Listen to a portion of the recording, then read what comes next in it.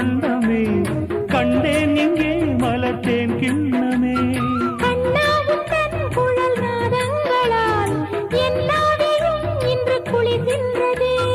ஒன்றோடு ஒன்றாகி உண்மைகள் கண்டுவர சங்கீதவானில் சந்தோஷம் பாடும் சிங்காரத்தேன் குயிலே.